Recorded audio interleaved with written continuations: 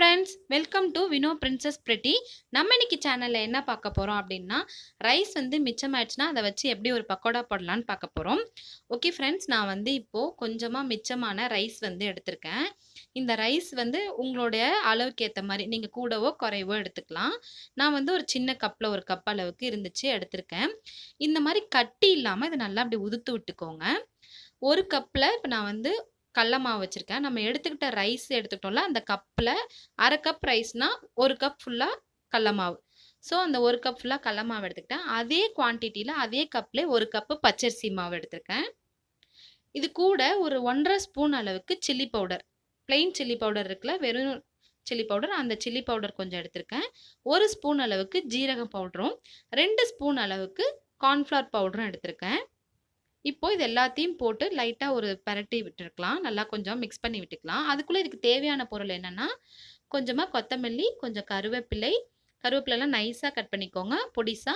பச்சை மிளகா காரத்துக்கு ஏத்த மாரி. ஒரு 2 உருளைக்கிழங்கு துருவி வச்சிருக்கேன் தோல் சீவி. கேரட்டும் துருவி வச்சிருக்கேன்.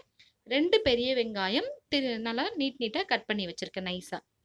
ஓகே ஃப்ரெண்ட்ஸ், இப்போ நம்ம எடுத்து அந்த மாவு பெரட்டி வச்சிருந்தோம்ல, அதில வந்து நம்ம போட்ட மிளகாத்தூள், ஜீரகத்தூளோட தண்ணி எதுவும் தெளிக்காம, ஃபுல்லா நல்லா நம்ம இந்த மாரி அந்த சாதம் வந்து நல்லா மைய வரணும். ஸோ அந்த அளவுக்கு பெசையணும். அது மாரி பெசையும்போது நம்ம ஒரு 1 1/2 ஸ்பூன், சின்ன ஸ்பூன்ல 1 ஸ்பூனும் கொஞ்சோண்டும் பெருங்காய பவுடர் போட்டுக்கோங்க. ஏன்னா நம்ம எண்ணெயில பொரிச்சு எடுக்கிறோம். ஸோ அதனால கொஞ்சோண்டு பெருங்காய பவுடர் போட்டா டேஸ்ட்டாவும் இருக்கும். டைஜஷனும் ஆகும். ஸோ அந்த அதுக்காக போட்டிருக்கேன். அதே மாரியே டைஜஷனுக்காக வேண்டி 1 ஸ்பூன் அளவுக்கு ஜீரகம். இது நல்லா நம்ம சாப்பிடும்போது வாயில கடிப்பட்டாலும் நல்லாயிருக்கும். ஸோ அதுக்காக வேண்டி இது 2ம் போட்டிருக்கேன். போட்டு இது நல்லா அப்படி கொஞ்சம் அழுத்தம் குடுத்து பெசையுங்க. அழுத்தம் குடுத்து கொஞ்சம் பெசஞ்சதுக்கு அப்புறம், இந்த மாரி நம்ம எடுத்து கட் பண்ணி வச்சிருந்த காயெல்லாம் ஒண்ணா எல்லாத்தையும் ஆட் பண்ணிக்கலாம். நம்ம எல்லா காயையும் சேர்த்து தண்ணி தெளிக்காம நம்ம அப்படியே தான் சேர்த்து பெசைய போறோம். ஸோ எல்லாமே ஏன்னா கேரட்டு, உருளைக்கிழங்கு, வெங்காயம் இது எல்லாத்துலயுமே தண்ணி கொஞ்சம் இருக்கும். ஸோ அதனால தண்ணி ஊத்தாம நம்ம போட்ட எல்லா காய்கறியும் கட் பண்ணி வச்ச எல்லா காய்கறியும் ஒண்ணா போட்டு எல்லாத்தோடையும் சேர்த்து நல்லா தண்ணி தெளிக்காம நல்லா பெசஞ்சுக்கணும்.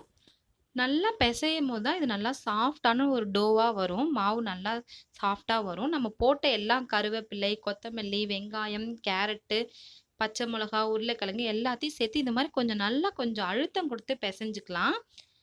பாருங்க, இந்த மாரி நல்லா அழுத்தம் குடுத்து பெசஞ்சதுக்கு அப்புறம், நமக்கு கொஞ்சம் இது எப்படி வரும் அப்படின்னு சொல்லிட்டு பார்த்தீங்கன்னா, கொஞ்சம் புட்டு மாவு மாரி இந்த மாரி ஆயிடும்.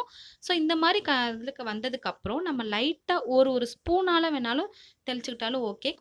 நான் வந்து கொஞ்சம் லைட்டா கையிலே கொஞ்சம் கொஞ்சமா தண்ணி வந்து போட்டு இந்த மாரி நல்லா பெசஞ்சுக்கோங்க. மாவு பெசையாம, அதாவது நல்லா மாவா தெரியிற இடத்துல ஃபர்ஸ்ட்டு அந்த தண்ணி தெளிச்ச இடத்த நல்லா மிக்ஸ் பண்ணி நல்லா பெரட்டி பெரட்டி மாவோட தண்ணியும் சேர்ற மாரி, அந்த வெஜிடபிள்ஸோட சேர்ற மாரி நல்லா பெரட்டி விட்டுக்கோங்க. இப்போ இன்னும் கொஞ்சம் லைட்டா தண்ணி தேவைப்படுற மாரி இருக்கு. ஸோ அதுக்காக நான் லைட்டா சும்மா 1 ஸ்பூன விட கொஞ்சம் கம்மியா தான் விட்டுருக்கேன். விட்டு இந்த மாரி நல்லா மாவு நல்லா பெசஞ்சிருக்கோங்க. கொஞ்சம் ப்ரெஷர் குடுத்து பெசையிற மாரி இருக்கும். ஸோ நல்லா இந்த மாரி நல்ல ஒரு சாஃப்ட்டான டோவா ரெடி ஆயிடும். பாருங்க, நம்ம பிரஸ் பண்ணா இந்த மாரி நல்லா பிரஸ் ஆகணும். நம்ம கையில இந்த மாரி ஒட்டக்கூடாது. இதுதான் நம்மளோட கன்சிஸ்டன்சி. ஓகே, நம்ம அது மாவு ரெடி ஆயிடுச்சு. அதுக்குள்ள நம்ம எண்ணெய் சூடானதும், நம்ம எடுத்து வச்சிருந்தத, நம்ம மாவு ரெடி பண்ணி வச்சிருந்தத பக்கோடா மாரி இந்த மாரி போட்டுக்கலாம். வடை மாரியும் தட்டி போடலாம். பட் ஆனா அத விட இந்த மாரி பக்கோடா மாரி போட்டோம் அப்டின்னா ரொம்ப நல்லாருக்கும். ஸோ நான் வந்து வீடியோக்காக கொஞ்சமா மட்டும் தான் வந்து பொரிச்சு காமிச்சிருக்கேன். பாருங்க ஃப்ரெண்ட்ஸ், எல்லாமே நல்லா ஒரே ஈவனான உள்ள கலரா எடுத்துக்கோங்க. இந்த மாரி நல்லா எல்லாமே பொரிஞ்சு வந்ததுக்கப்புறம் நம்ம எடுத்துக்க வேண்டியதான். ஓகே ஃப்ரெண்ட்ஸ், பாருங்க, நம்மளோட ரைஸ் பக்கோடா இப்போ நல்லா ரெடி ஆயிடுச்சு. நல்லா மொறு மொறுன்னு கிறிஸ்பியான பக்கோடா ரெடி ஆயிடுச்சு.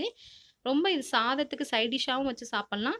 ஈவினிங் நேரத்தில குழந்தைங்கள்லேருந்து பெரியவங்க வரைக்கும் எல்லாரும் ஸ்நாக்ஸா வேணாலும் சாப்பிடலாம். ஓகே ஃப்ரெண்ட்ஸ், இந்த ரைஸ் பக்கோடாவ நீங்களும் ட்ரை பண்ணி பார்த்துட்டு உங்களோட ஃபீட்பேக்க மறக்காம நம்ம கமெண்ட் செக்ஷன்ல தெரியப்படுத்துங்க. தேங்க்ஸ் ஃபார் வாட்சிங்.